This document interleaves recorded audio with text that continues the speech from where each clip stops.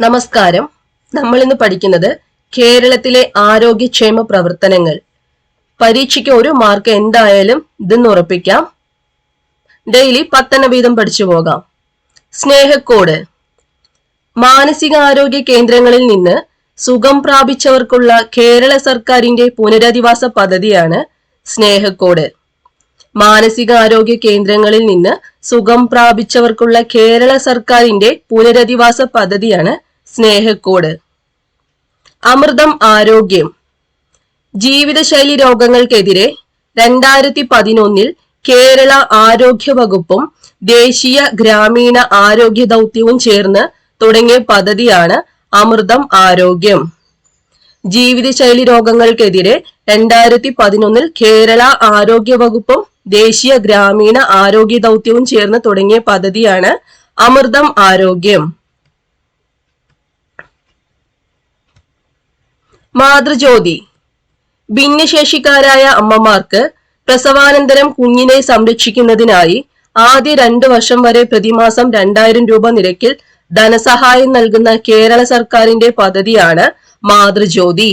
ഭിന്നശേഷിക്കാരായ അമ്മമാർക്ക് പ്രസവാനന്തരം കുഞ്ഞിനെ സംരക്ഷിക്കുന്നതിനായി ആദ്യ 2 വർഷം വരെ പ്രതിമാസം 2000 രൂപ നിരക്കിൽ ധനസഹായം നൽകുന്ന കേരള സർക്കാരിന്റെ പദ്ധതിയാണ് മാതൃജ്യോതി. മൃതസഞ്ജീവനി. കേരള സർക്കാരിന്റെ സമ്പൂർണ്ണ അവയവദാന പദ്ധതിയാണ് മൃതസഞ്ജീവനി. കേരള സർക്കാരിന്റെ സമ്പൂർണ്ണ അവയവദാന പദ്ധതിയാണ് മൃതസഞ്ജീവനി.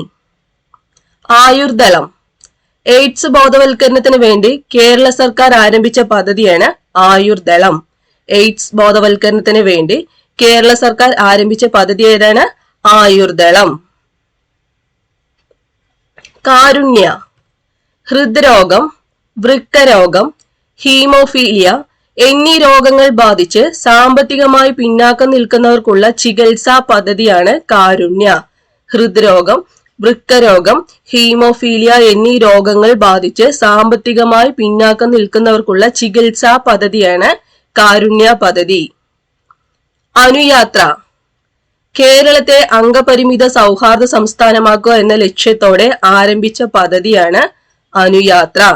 കേരളത്തെ അംഗപരിമിത സൗഹാർദ്ദ സംസ്ഥാനമാക്കുക എന്ന ലക്ഷ്യത്തോടെ ആരംഭിച്ച പദ്ധതിയാണ് അനുയാത്ര. സ്മൈൽ. റോഡ് അപകടങ്ങളിൽ പെടുന്നവർക്ക് അടിയന്തര ചികിത്സ നൽകുന്നതിനായി കേരള പോലീസ് ആവിഷ്കരിച്ച പദ്ധതിയാണ് സ്മൈല്. റോഡ് അപകടങ്ങളിൽ പെടുന്നവർക്ക് അടിയന്തര ചികിത്സ നൽകുന്നതിനായിട്ട് കേരള പോലീസ് ആവിഷ്കരിച്ച പദ്ധതിയാണ് സ്മൈല്. വയോമധുരം.